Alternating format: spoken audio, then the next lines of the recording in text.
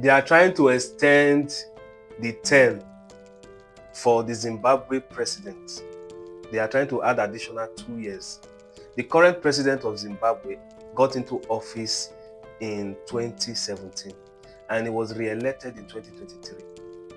So he's supposed to end his tenure in 2028. So they are trying to add additional 2 years so that it will end in 2030. And they brought the issue to the parliament and it caused a lot of chaos. Before I will go further and explain some things to you, the truth of the matter is that power is sweet.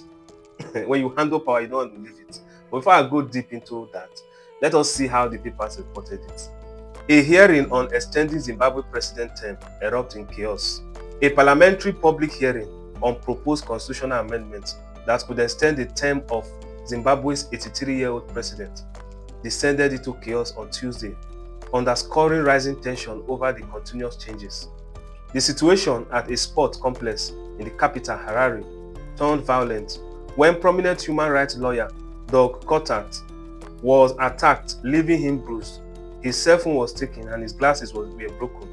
The unrest came amid a broader crackdown on critics of the proposed changes.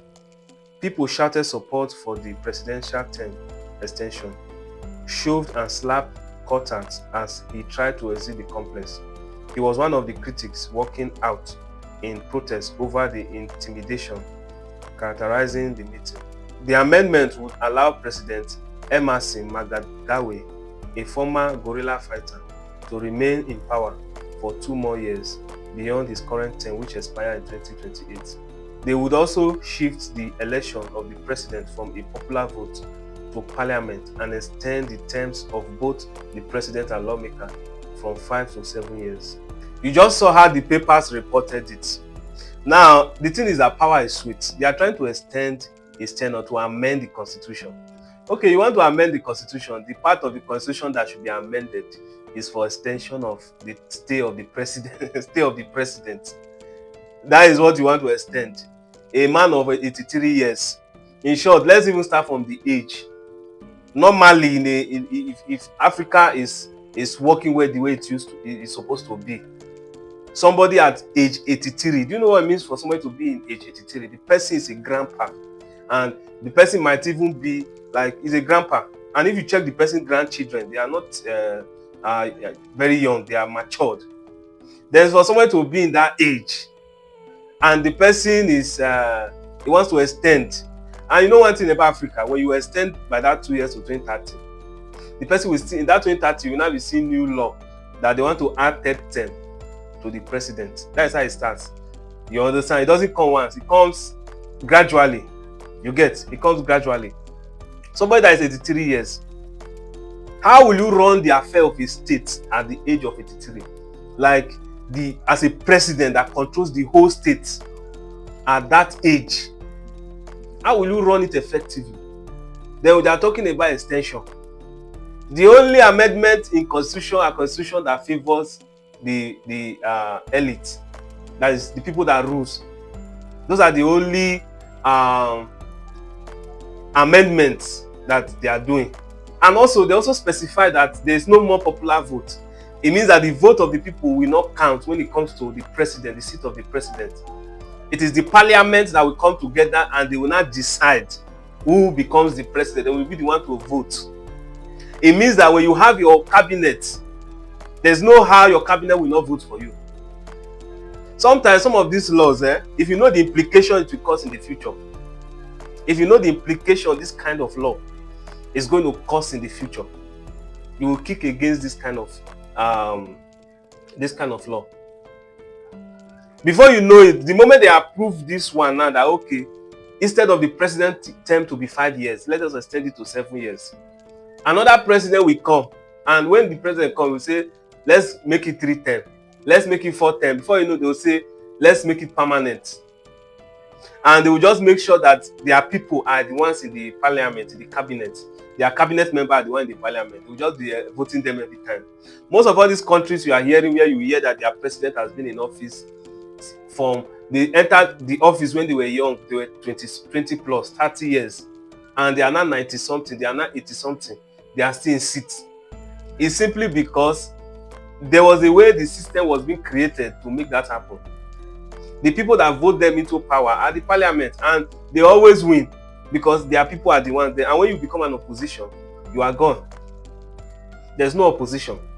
So they will now be operating in an autocratic government. You understand? So power is very sweet. You understand? Power is very sweet, but we have to be cautious. What is the implication of this law? What is the implication of the amendment that they want to do? In the future, people will now start seeing the danger behind this system they are trying to okay, let's assume before this present president came into power, the former president that left, why he left for you to enter? So why will you not leave for another person to enter? Why will you not leave for another person to enter? You understand? And me, I don't know if there is a way that they want to even do in terms of amendments of constitution. They should limit the age of some of these presidents that enter into power, because most of them, they enter and they are not effective. If you check when they become president of those countries, they have not done anything outstanding because they are not effective. Check their age. You can't be effective in certain age as a president, taking the affairs of the full state. Do you know what that means? Do you know what that can even cause to you? When there's panic, the whole state is panicking. Do you know what that means? You will not be that effective than somebody in his 50s. You can't be that effective than somebody in his 40s. You can't be that even effective than somebody in his 60s. At least they should put the benchmark, maybe 65. Once your